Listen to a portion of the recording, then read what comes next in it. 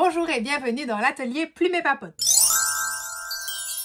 Aujourd'hui, je te présente le jeu Vocabulo de la maison. Je pense que tu dois connaître le jeu populaire Uno. Eh bien, voici une revisite pour travailler le vocabulaire des objets et des pièces de la maison avec ton enfant.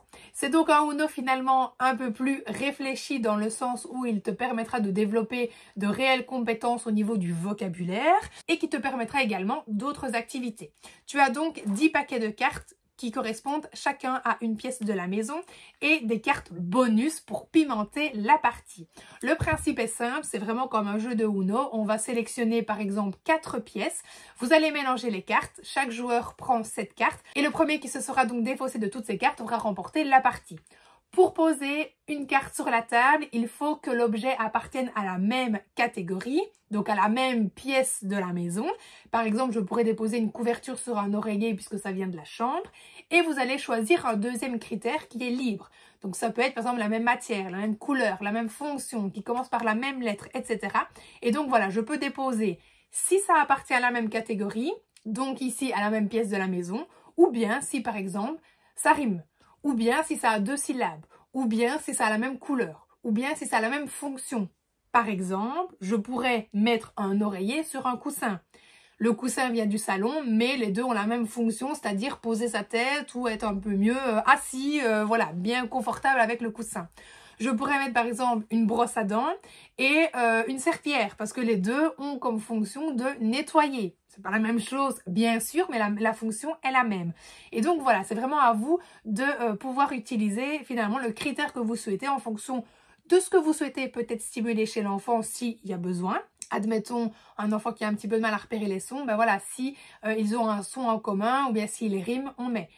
Si y a le son, tel son par exemple, on peut le mettre, etc. Quoi qu'il en soit, il stimulera évidemment plein de petites choses chez votre enfant sans que vous ne puissiez vous en rendre compte.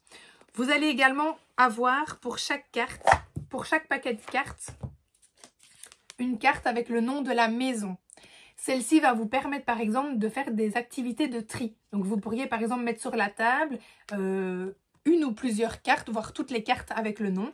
Et on mélange toutes les cartes, on demande à l'enfant de trier ce qui appartient, donc par exemple ici au grenier. Une autre idée, vous pouvez aussi étaler plusieurs cartes sur la table, que vous sélectionnez ou pas, et vous mélangez évidemment plusieurs pièces et vous allez demander à l'enfant, avec notamment une tapette magique qui est également disponible sur la boutique, d'attraper par exemple tel mot de vocabulaire, donc attrape la table, attrape le coussin, attrape la couverture, etc. Donc ça pour les plus petits c'est sympa.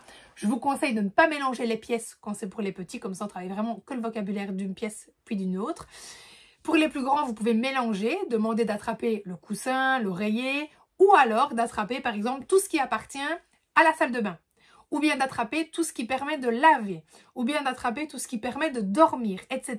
Et donc là, vous allez entrer dans des sous-catégories du vocabulaire plus précis.